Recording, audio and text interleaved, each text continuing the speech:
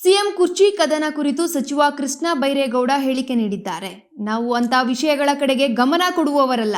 ನಮಗೆ ಕೆಲಸ ಮಾಡಲಿಕ್ಕೇನೆ ಸಮಯವಿಲ್ಲ. ಕೆಲವು ಶಾಸಕ ಸಚಿವರು ಅವರವರ ಅಭಿಪ್ರಾಯ ಅವರು ಹೇಳ್ತಾರೆ. ಕಾಲಕ್ಕೆ ಏನಾಗಬೇಕೋ ಅದು ಆಗುತ್ತೆ. ಕುರ್ಚಿ ಬಗ್ಗೆ ಚರ್ಚೆ ಮಾಡುವುದಕ್ಕಿಂತ ಅಭಿವೃದ್ಧಿ ಕೆಲಸ ಮಾಡಬೇಕು ಎಂಬುದು ನನ್ನ ಉದ್ದೇಶ. ಇದರಿಂದ ಸಾರ್ವಜನಿಕರ ಹಿತ 1% ಸಹ ಸೇವೆ ಮಾಡಲು ಆಗಲ್ಲ. ಏನಾಗಬೇಕೋ ಅದು ಆಗುತ್ತೆ. ನಾನು ಈ ಕುರ್ಚಿಯಲ್ಲಿ ಕೂತಿದ್ದೇನೆ. ಏನು ಸಹಾಯ ಮಾಡಲು ಸಾಧ್ಯನೋ ಅದು ಕೊನೆಯವರೆಗೆ ಮಾಡ್ತೇನೆ ಎಂದು ಹೇಳಿದ್ದಾರೆ. ಬೇರೆಯವರು ಆ ಚರ್ಚೆಯಲ್ಲಿ ಭಾಗವಹಿಸಲಿ, ನನ್ನದೇನೂ ಅಭ್ಯಂತರವಿಲ್ಲ, ನನಗೆ ಅಗತ್ಯವಿಲ್ಲ. ರಾಷ್ಟ್ರೀಯ ಅಧ್ಯಕ್ಷರ ಸೂಚನೆ ನಾನು ಪಾಲಿಸ್ತೇನೆ. ಸಿಎಂ ಕುರ್ಚಿ ಬಗ್ಗೆ ಎಲ್ಲ ಕಾಲವೇ ಉತ್ತರ ನೀಡುತ್ತೆ. ರಿಪೀಟ್, ನನಗೆ ಅಗತ್ಯವಿಲ್ಲ. ರಾಷ್ಟ್ರೀಯ ಅಧ್ಯಕ್ಷರ ಸೂಚನೆ ನಾನು ಪಾಲಿಸ್ತೇನೆ. ಸಿಎಂ ಕುರ್ಚಿ ಬಗ್ಗೆ ಎಲ್ಲ ಕಾಲವೇ ಉತ್ತರ ನೀಡುತ್ತೆ ಎಂದಿದ್ದಾರೆ. ಇನ್ನು ಚರ್ಚೆ ಬಗ್ಗೆ ನನ್ನ ಮನಸ್ಸಲ್ಲಿರೋದು ಹೇಳಿ ಆಸೆ ತೀರಿಸಿಕೊಂಡೆ ಅನಿಸಬಹುದು. ಆದರೆ ಜನರ ಹೊಟ್ಟೆಪಾಡಿನ ವಿಷಯ, ಇದರಿಂದ ಪರಿಹಾರ ಆಗಲ್ವಾ? ರಿಪೀಟ್, ಆದರೆ ಜನರ ಹೊಟ್ಟೆಪಾಡಿನ ವಿಷಯ, ಇದರಿಂದ ಪರಿಹಾರ ಆಗಲ್ಲ. ಜೀವನ ಯಾವ ಸಮಸ್ಯೆಗೂ ಇದು ಪರಿಹಾರವಲ್ಲ. ನನಗೆ ಇದರ ಬಗ್ಗೆ ಮಾತನಾಡುವ ಅಪೇಕ್ಷೆ ಇಲ್ಲ. ಗದಗದಲ್ಲಿ ಸಚಿವ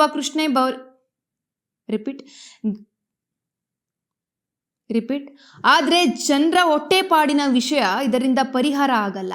ಜೀವನ ಯಾವ ಸಮಸ್ಯೆಗೂ ಇದು ಪರಿಹಾರವಲ್ಲ. ನನಗೆ ಇದರ ಬಗ್ಗೆ ಮಾತನಾಡುವ ಅಪೇಕ್ಷೆ ಇಲ್ಲ. ಗದಗದಲ್ಲಿ ಸಚಿವ ಕೃಷ್ಣ ಬೈರೇಗೌಡ ಹೇಳಿಕೆ ಕೊಟ್ಟಿದ್ದಾರೆ. ಸಮಸ್ಯೆ ಪರಿಹಾರ ಮಾಡಿಕೊಟ್ರೆ ಅದರಿಂದ ಏನಾದರೂ 4 ಜನಕ್ಕೆ ಪ್ರಯೋಜನ ಆಗುತ್ತೆ ಬಿಟ್ಟರೆ, ಈ ನನ್ನ ಪ್ರಕಾರ ನಾನು ಆ ಚರ್ಚೆಯಲ್ಲಿ ಬೇರೆಯವ್ರು ಭಾಗವಹಿಸಲಿ, ಅದ್ರ ಬಗ್ಗೆ ನಂದೇನಿಲ್ಲ. ನಾನು ಆ ಚರ್ಚೆಯಲ್ಲಿ ಭಾಗವಹಿಸೋದ್ರಿಂದ ಎಲ್ಲರೂ ಬಾಯಿ ಮುಚ್ಕೊಂಡು ಸುಮ್ಮನೆ ಇರಬೇಕು ಅಂತ ಹೇಳಿ ಅಂತ ನಿಮ್ಮ ಹೈಕಮಾಂಡ್ ಹೇಳಿದ್ರು ಕೂಡ ಇಷ್ಟೊಂದು ಬಹಿರಂಗವಾಗಿ ಮಾತಾಡ್ತಾರೆ ಅಂದ್ರೆ ಈಗ ನಾನು ನಮ್ಮ ರಾಷ್ಟ್ರೀಯ ಅಧ್ಯಕ್ಷರ ಸೂಚನೆಯನ್ನ ಪಾಲನೆ ಮಾಡಕ್ಕೆ ನಾನು ಬಹಳ ಪ್ರಯತ್ನ ಮಾಡ್ತಾ ಇದ್ದೀನಿ. ಈಗ ಇಲ್ಲ, ಆದ್ರೆ ನೀವು ಬಿಡ್ತಾ ಇಲ್ಲ, ನನ್ಗೀಗ ನೀವು ಬಿಡ್ತಾ ಇಲ್ಲ ಪಾಲನೆ ಮಾಡಿ. ನೀವು ನನ್ಗೆ ಏನೇ ಮಾಡಿ ಅದು ಮಾತಾಡ್ರಿ ಅಂತ ಹೇಳ್ತಾ ಇದ್ದೀರಿ. ನಮ್ಮ ಪಕ್ಷದ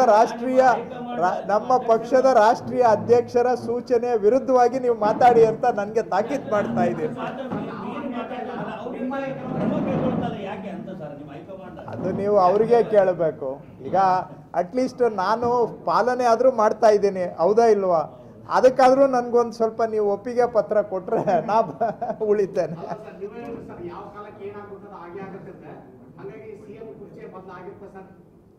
ಗೊತ್ತೆ, ಕಾಲನೇ ಉತ್ತರ ಕೊಡುತ್ತೆ ಅದಕ್ಕೆಲ್ಲದಕ್ಕೂ ಕೂಡ. ಕಾಲವೇ ಉತ್ತರ.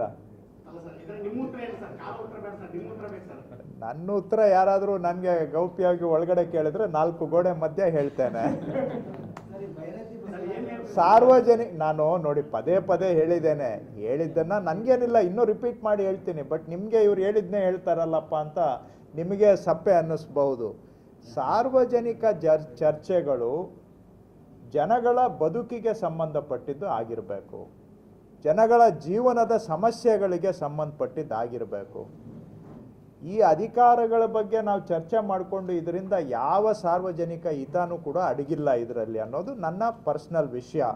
ಇದನ್ನು 1 ಅಲ್ಲ 4 ಬಾರಿ ನಾನು ಹೇಳಿದ್ದೇನೆ. ನಿಮಗೂ ನಾನು ಅಂತಿಮವಾಗಿ ಹೇಳೋದು ಅದೇನೆ.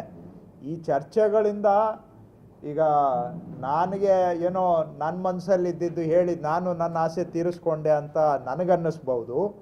ನಿಮಗೆ ಸ್ವಲ್ಪ TRP ಜಾಸ್ತಿ ಆಯಿತು ಅಂತ ನಿಮಗೆ ಖುಷಿ ಆಗ್ಬೋದು. ಬಿಟ್ಟರೆ ಜನರ ಯಾವ ಹೊಟ್ಟೆಪಾಡಿನ ವಿಷಯದ ಪರಿಹಾರನೂ ಕೂಡ ಇದಾಗಿಲ್ಲ.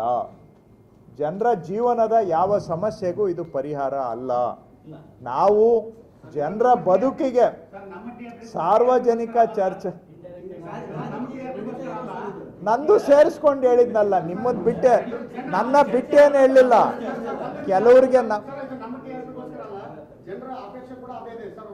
ಹೊಳ್ಳಿ ನಿಮ್ಮ ಪಕ್ಷದಲ್ಲೇ ಬದಲ ಇದೆ.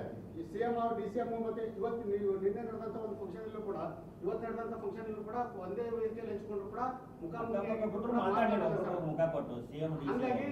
ಒಳಗೊಳಗೆ ಮುನಿಸ್ಗಳು ಇರೋದ್ರಿಂದ ಈಗ ನನಗೆ ಓಕೆ ಆಯ್ತಪ್ಪ, ನನಗೆ ಅದ್ರ ಬಗ್ಗೆ ಮಾತಾಡೋದಕ್ಕೆ ಅಪೇಕ್ಷೆ ಇಲ್ಲ. ಹೋಗ್ಲಿ, ಅದನ್ನಾದ್ರೂ ಗೌರವಿಸ್ತೀರಾ? ಅಲ್ಲಿಗೆ ಬಿಟ್ಬಿಡಿ. ಮತ್ತೆ ನಾನು ಇದನ್ನ ಬೇರೆ ಪದದಲ್ಲಿ 10 ಬಾರಿ ಹೇಳಿದ್ದೇನೆ, ಆದ್ರೂ ನೀವು ಫೋರ್ಸ್ ಮಾಡ್ತಾ ಇದ್ದೀರಿ ನನಗೆ. ನಾನು ಇನ್ನೇನು ಹೇಳ್ಬೇಕು? ಬೇರೆ ಈಗ ನನ್ನಂತ ಅಲ್ಲ, ಇನ್ನೇನು ಹೇಳ್ಬೇಕು ನಾನು? ನೀವು ನನಗೆ ಅದನ್ನ ಬಿಟ್ಟು ಬೇರೆ ಏನಾನ ಕೇಳಿಯಪ್ಪ, ಇಲಾಖೆದು ಕೇಳಿ ಅಂದ್ರೆ ನೀವು ಕೇಳಕ್ ತಯಾರಿಲ್ಲ. ದೃಷ್ಟಿಯಿಂದ ಈಗ ಅಭಿವೃದ್ಧಿ ಕಾರ್ಯ ಕಡೆ ಎಲ್ಲರೂ ಸಚಿವರು ಕೆಲಸ ಮಾಡಿದ್ರೆ ಓಕೆ. ಈಗ ರಾಜ್ಯದ ಇತರ ದೃಷ್ಟಿಯಿಂದ ಈ ತರ ನಿಮ್ಮ ಪಕ್ಷದಲ್ಲಿ ಈ ತರ ಸಚಿವರು ಜವಾಬ್ದಾರಿ ಸ್ಥಾನದಲ್ಲಿ ಈ ತರ ಹೇಳಿಕೆ ನೀಡುವುದರಿಂದ ಜನರಿಗೆ ಗೊಂದಲ, ಅಭಿವೃದ್ಧಿ ಕಾರ್ಯಗಳು ಕೂಡ ಆಗಂಗಿಲ್ಲ, ಬರೀ ಇದೇ ಆಗತ್ತಲ್ಲ. ಈ ನಿಟ್ಟಿನಲ್ಲಿ ತಾವು ಅಂತ ಈಗ ಮಾತನಾಡುವಂತ ಸಚಿವರಾಗಲಿ ಶಾಸಕರು ಏನ್ ಹೇಳಕ್ ಇಷ್ಟಪಡ್ತೀವಿ? ಅದಕ್ಕೆ ನಾನು ಆ ಚರ್ಚೆನೂ ಬಿಟ್ಟು ಅದ್ರ ಕಡೆ ಗಮನ ಕೊಡೋದು ಬಿಟ್ಟು ನಾನು ಇಲಾಖೆ ಕೆಲಸ ಶಿಸ್ತಾಗಿ ಮಾಡ್ತಾ ಇದ್ದೇನೆ. ಅದಕ್ಕಾಗಿನೇ ತಾವು ಹೇಳಿದ್ದನ್ನ ನಾನು ಪಾಲನೆ ಮಾಡ್ತಾ ಇದ್ದೇನೆ. ನಮಗೆ ಇಷ್ಟೇ, ಕಾಯಕವೇ ಕೈಲಾಸ. ನಮಗೆ ನಾವಿನ್ಯಾವುದ್ರಲ್ಲೂ ನಂಬಿರೋರಲ್ಲ. ನೀವು ಏನು ಹೇಳಿದ್ರಿ ಈಗ ಈ ರೀತಿ ಮಾಡಬೇಕು ಅಂತ, ಅದನ್ನ ನಾನು ಮಾಡ್ತಾ ಇದ್ದೀನಿ ಅಷ್ಟೇ ಅಷ್ಟೇ. ಬೇರೆಯವ್ರು ಮಾಡಲಿಲ್ಲ ಅಂತ, ಬೇರೆಯವ್ರು ಮಾಡ್ತಾ ಇಲ್ಲ ಅಂತ ನಾನು ಹೇಳೋದ್ರಿಂದ ಏನಾದರೂ ಲಾಭ ಇದೆಯಾ? ಅವ್ರವ್ರು ಎಲ್ಲರೂ ಬುದ್ಧಿವಂತರೇ, ಎಲ್ಲರೂ ತಿಳುವಳಿಕೆ ಇರೋರೆ, ಅವರವರ ವಿವೇಚನೆ ಹೊಂದಿರುವಂಥವ್ರೆ. ಉಪದೇಶ ಮಾಡುವಂಥ ಸ್ಥಾನದಲ್ಲಿ ನಾನಿಲ್ಲ. ನನ್ನ ಕೈಯಲ್ಲಿರೋ ಕೆಲಸ ಮಾಡೋ ಸ್ಥಾನದಲ್ಲಿ ನಾನು ಇದ್ದೇನೆ. ಅದು ನನ್ನ ಕೈಯಲ್ಲಿರುವಂಥದ್ದು. Thank you.